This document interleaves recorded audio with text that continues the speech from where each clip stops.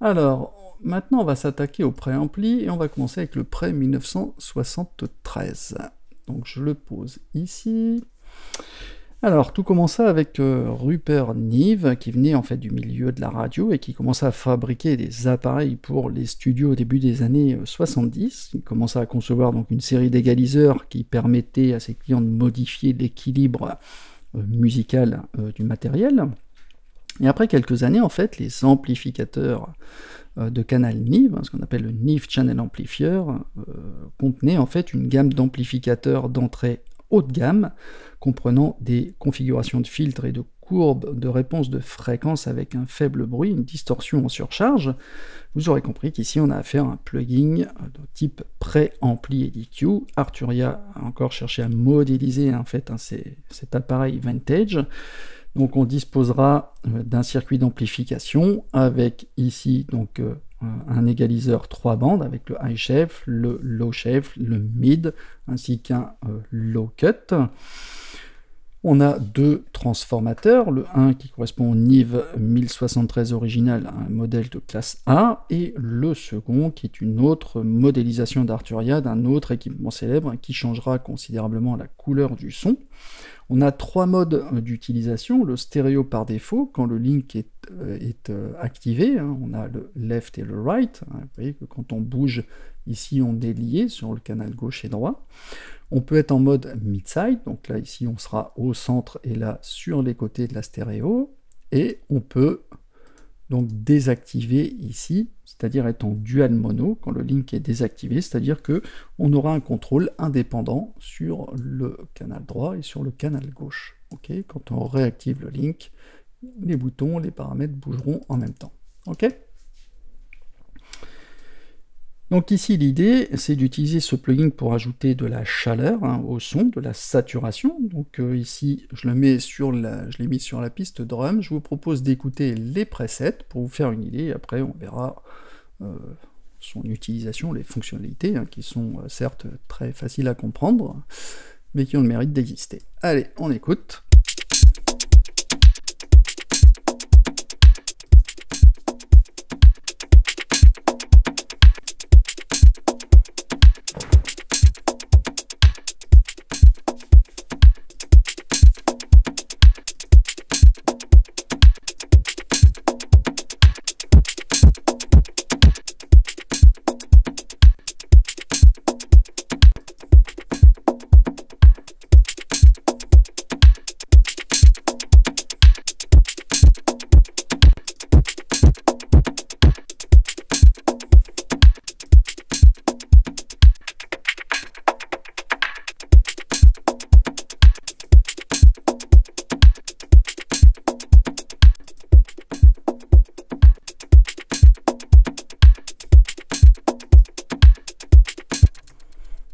Ok, donc on va repartir sur un preset par défaut, et on va faire une découpe comparative déjà avec le preset par défaut, et on sentira qu'il y a une petite distorsion harmonique.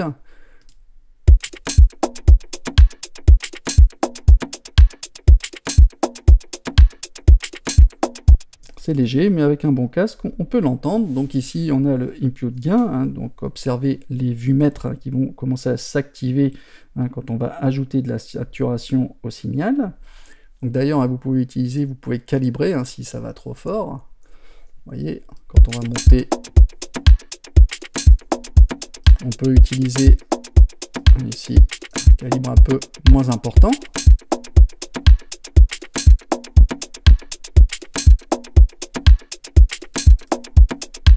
Donc on apporte de la saturation. Donc ici dans le principe, le préampli, ici on parle de pré pour préampli. Alors qu'est-ce que ça veut dire? Donc un préampli, c'est un dispositif qui permet d'augmenter un signal électrique faible pour le rendre suffisamment fort pour qu'il soit tolérant au bruit. On parle ici de niveau ligne. Donc le préampli, il va permettre plusieurs choses, augmenter le gain à partir d'une source audio, un micro par exemple, et aussi de changer la tonalité comme ce qu'on est en train de faire, et notamment avec les filtres. On a également donc une section d'EQ, d'égaliseur qui permet de couper ou d'augmenter n'importe quelle fréquence ou groupe de fréquences. En général, hein, ici au niveau de l'égalisation, ça permet de corriger le timbre sonore et son équilibre harmonique, de placer par exemple un instrument dans le mix par rapport aux autres instruments qui sont placés dans le spectre sonore. C'est un outil aussi bien créatif que pour nettoyer en fait vos fréquences. Ce plugin est surtout réputé pour apporter une forte coloration au son. Au niveau du flux du signal, eh bien, le signal rentre d'abord dans le préampli, qui est contrôlé ici avec le input gain, et qui va ajouter de la distorsion, de la saturation au signal. Ici, ensuite, il va aller dans l'interrupteur, le transformer, pour changer en fait la saturation en changeant en fait le transformateur. Ici, on a des nuances, vous voyez.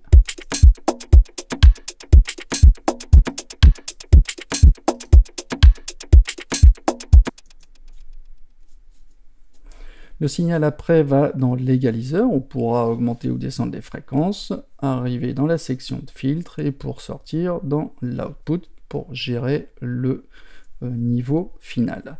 La section d'EQ, je le rappelle, donc elle comprend deux bandes, shelf, hein, ici donc le high shelf et le low shelf, hein, donc en plateau pour couper, rabaisser ou diminuer en fait les hautes et les basses fréquences. Ici, dans la bande médium, la belle, on va choisir la bande de fréquence sur laquelle on veut travailler et on va augmenter, donc faire une belle ou un creux, une notch, hein, au niveau du gain sur cette bande de fréquence.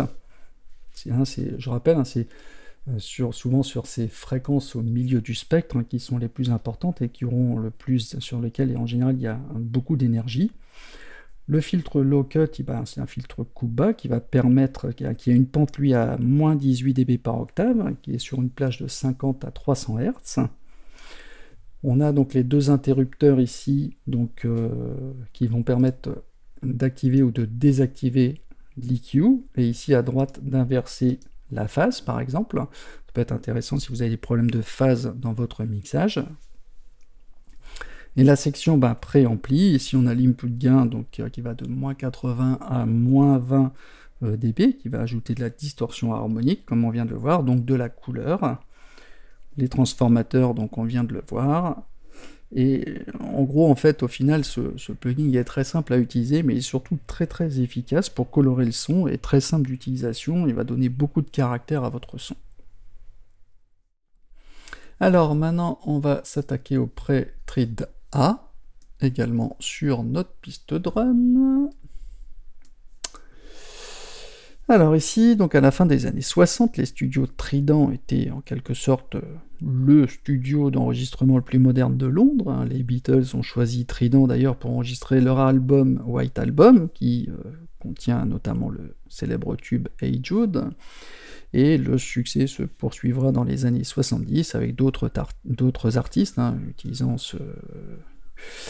ce préampli avec Queen, David Bowie, Elton John, Genesis et Peter Gabriel. Donc Trident en fait tient sa réputation grâce à ses préamplis fantastiques et son égaliseur insolite et coloré.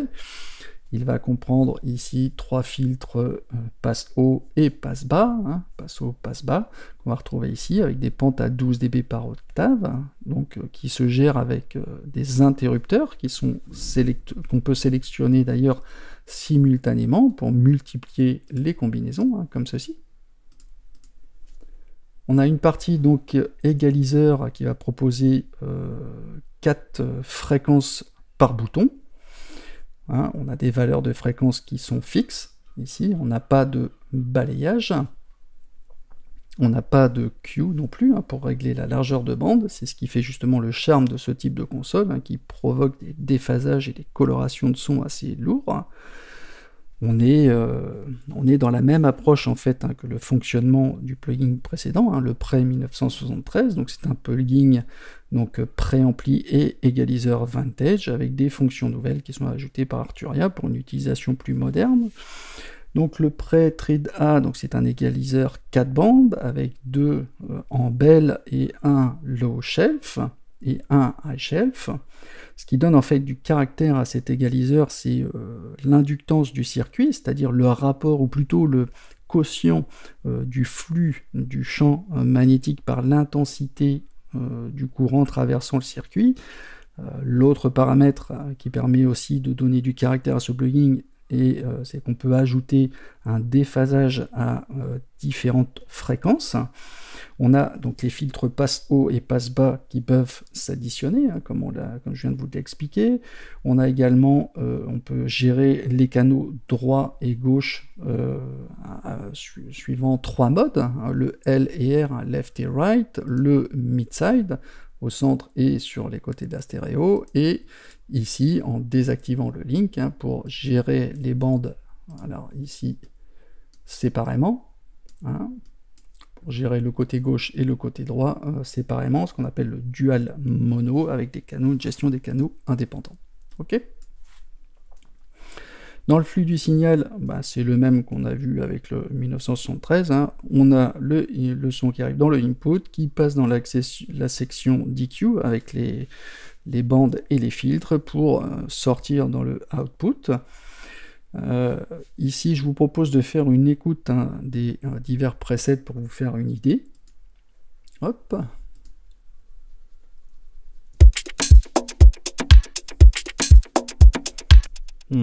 Je vais diminuer le calibre.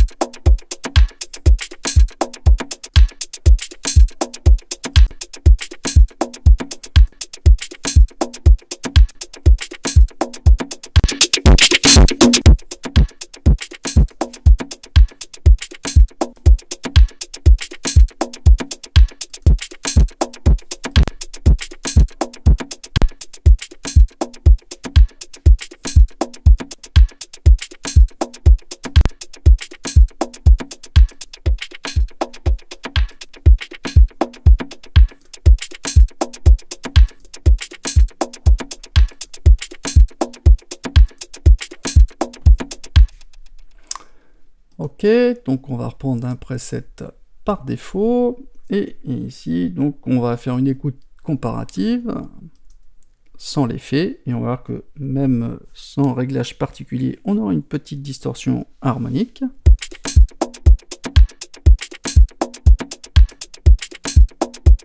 Ah, une petite rondeur. Donc ici, sur le input, comme tout à l'heure, on va le monter pour rajouter de la saturation analogique et de la distorsion harmonique au signal. On a un petit LED rouge témoin qu'on écrète.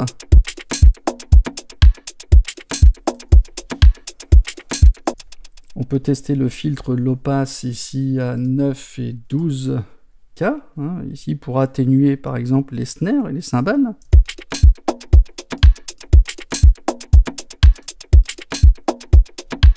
Vous voyez, on arrive facilement à les gérer. On peut jouer d'ailleurs avec les high ou les low shelf ou les bell, hein, pour fixer des fréquences, hein, et augmenter le gain ou le diminuer, hein. Vous connaissez le principe maintenant. On peut essayer par exemple de mettre en valeur le kick en montant le gain du low shelf. Ici sur 150, sur la fréquence à 150.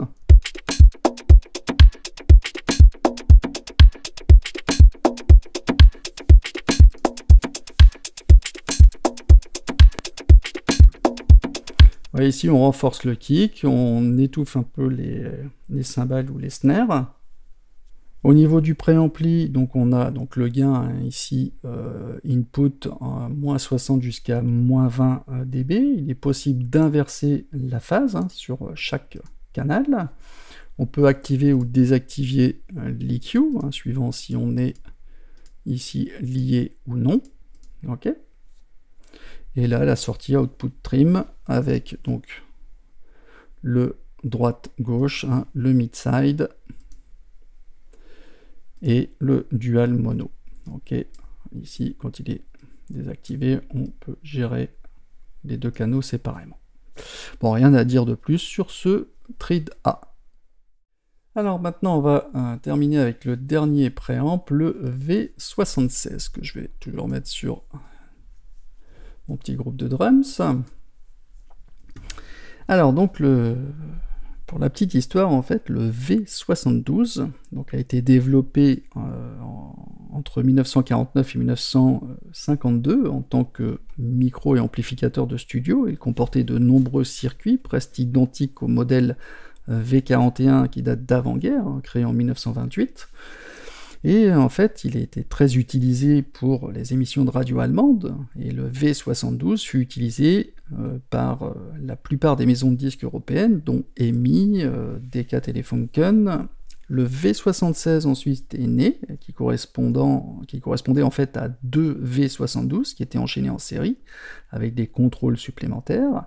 Arturia d'ailleurs l'a couplé à un autre dispositif classique de la même époque, avec l'égaliseur V612.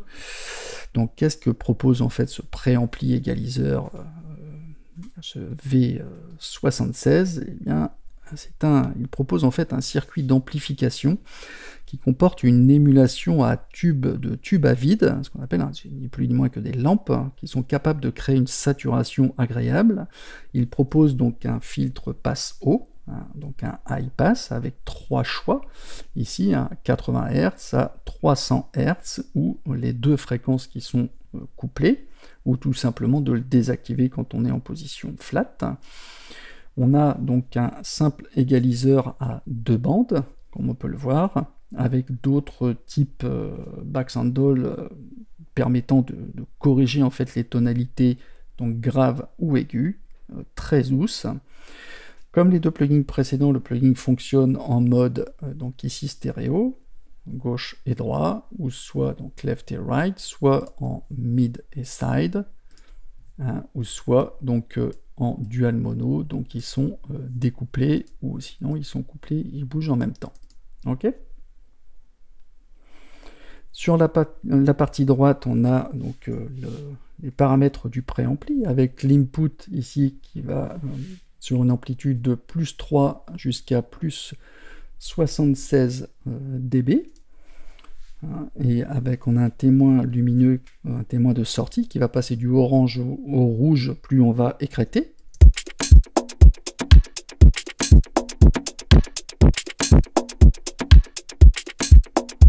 Ça va apporter en fait la saturation sonore.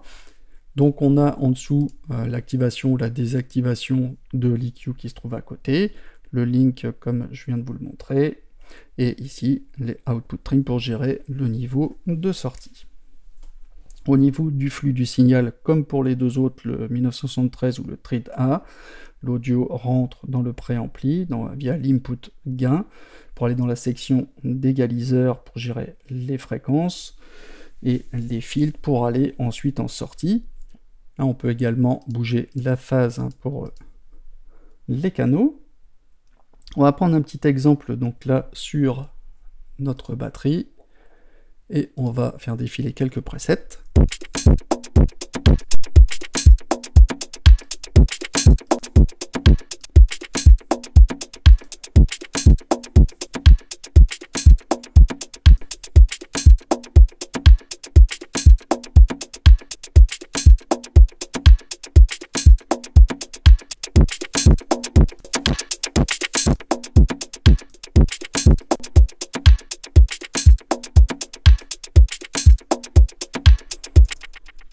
Ok, on va prendre un preset par défaut et on va commencer à augmenter légèrement le gain entre 30 et 40 pour apporter une légère distorsion harmonique.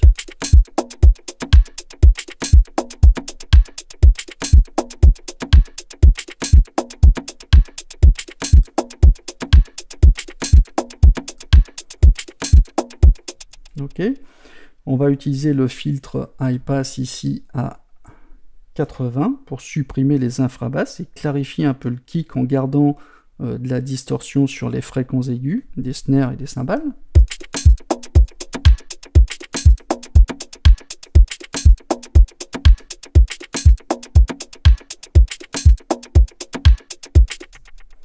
Après, on peut augmenter le gain de la bande high shelf, ici le high tone, sur la clé ici, sur la clé de sol, à plus 4 dB. Je rappelle ici, la fréquence reste fixe à 5 kHz, sur la clé de Sol et sur la clé de Fa. Ici, on reste fixe à 100 Hz pour les low. Donc ici, je vais augmenter un petit peu. Sur les noirs, on est dans les valeurs positives, et là, en blanc, on est dans les valeurs négatives.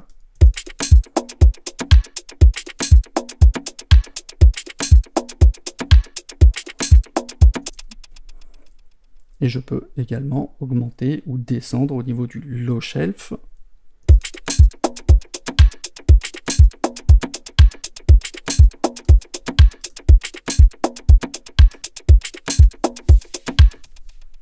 Donc vous aurez compris le principe, hein, il est très simple d'utilisation, mais encore une fois, il trouvera toute sa place pour colorer votre son.